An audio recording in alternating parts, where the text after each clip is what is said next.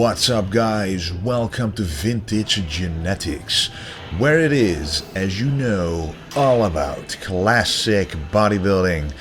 And today we are training the legs, which are very important. It's a very important aspect about a complete physique. I came to love training legs after realizing that they are even more important to train when they are a weak point, and for many people they are, especially for me. You know, experiencing them, improving, makes it all the more fun to keep going. So today is a leg day and we start out with the hamstrings, as you can see. And hamstrings are basically my biggest weakness in my physique. It's really hard to get a decent amount of mass there. So one day of the week it's mostly about hamstrings. So the first exercise, the lying leg curl, is one of my favorites because the stretch and the contraction feel equally as good. It's a full range of motion with a maximum contraction at a maximum stretch with constant tension, which is pretty rare. And the second exercise that you see right here is the seated leg curl.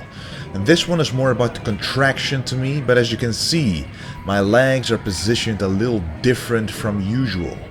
You know, during the laying leg curl, my legs are, simply straight and pretty close together, targeting the whole hamstrings basically.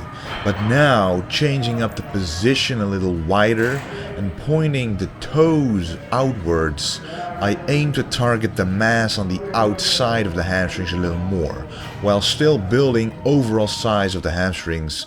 And it's all about changing up the angles to make sure you hit as many different muscle fibers as you can. That is what bodybuilding is all about. Completion through consistency and variation. So now another exercise I have come to love.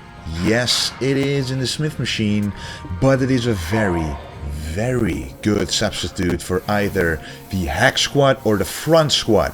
Both of those exercises are all about putting the tension on the quads, and the Smith machine does the same thing. Putting your feet forward a little more shifts the tension more to your quads. And as you can see, there's a small plateau under my heels, so I can go much deeper.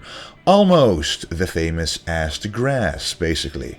And it does feel great. I've never been able to do it like that, and the problem had always been my ankle flexibility.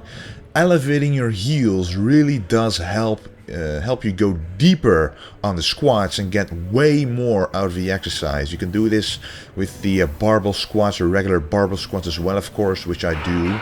And it becomes a complete exercise for the legs instead of just feeling awkward when pushing the weight up while not really feeling it in your legs. Usually I felt it in my back because I still wanted to go low, but I would just bend forward instead of going straight down. So if any of you recognize this problem, definitely try this technique out. And then the leg extension. And it's in the name, extend your legs. I see a lot of guys not going high enough on this exercise, while the top part of it is actually the most important part in my opinion. Later on I will explain why, but it has to do a lot with quad separation. Also, keep constant tension on the muscle. Some machines don't have a great range of motion, so when your legs lower down, the weight might already collide with the rest of the stack, losing the tension. Just make sure to go up right before that happens. It's all about time and attention while building muscle. And this exercise is for the adductors or the inner thighs. It is an exercise many people, especially males, avoid.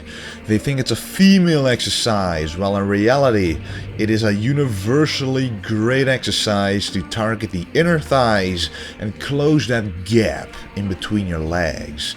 Because the smaller this gap is, the more prominent the illusion will be of having bigger legs. I used to have underdeveloped inner thighs, and it really did show. Even if you have great quad separation, without inner thigh thickness, it'll look like you have stick legs, as I experienced myself. But what also helps is doing wide stance squats or doing lunges with wide steps to the side. Those all target the inner thighs, but I like doing it like this because it helps isolate those adductor muscles really well.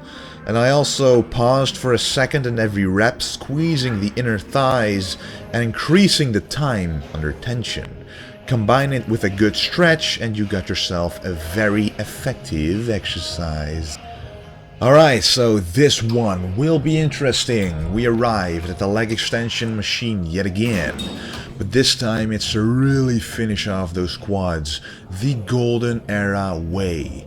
Literally, because I copied this technique straight from Zane.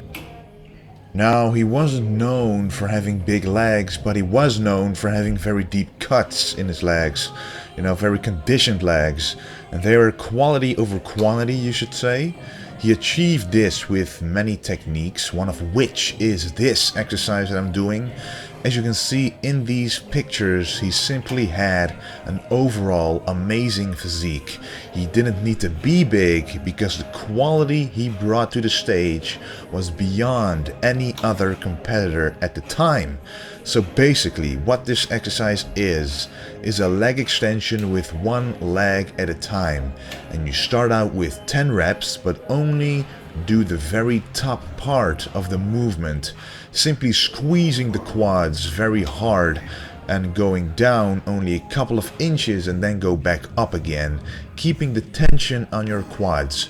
They will already start burning after those 10 reps, trust me, but the fun part is that you don't rest at all. The moment you finish with one leg, you hit the other for 10 reps as well, and then hit the other leg again with 9 reps, and repeat this. So every time you decrease the amount of reps with one rep, but the feeling of burning in your quads grows and grows, so it'll feel that much more difficult, especially during the last few reps. So yeah guys, back in the day, almost every competitor had their own qualities. You know, nowadays it's more of a blend. Everybody on the Olympia stage is almost the same. Not to say that they don't work really hard for it and are very dedicated. They are much more than I can imagine probably, but what I mean is that back in the golden era, they simply had quality over quantity. Basically every winner had something special about them rather than just being the biggest guy on stage. And Zane is one of the best examples that the quality of the physique should come first.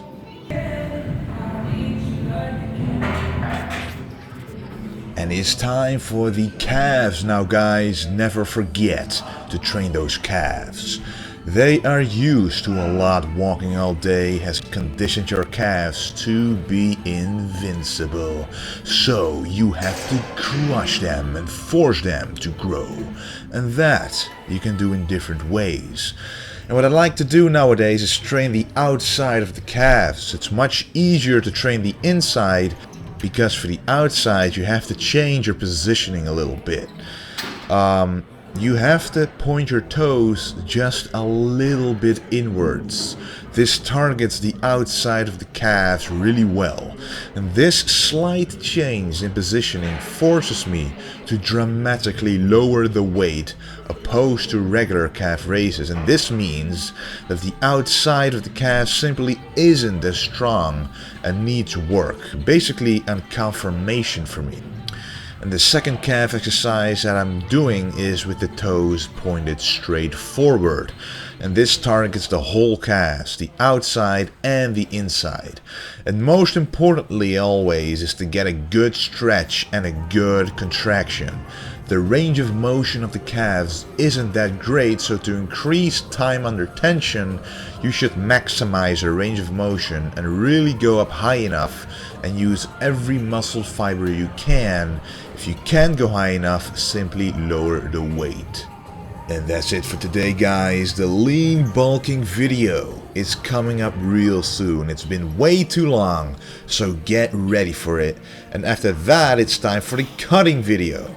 Anyway guys, thanks a lot for watching and don't forget to stay golden.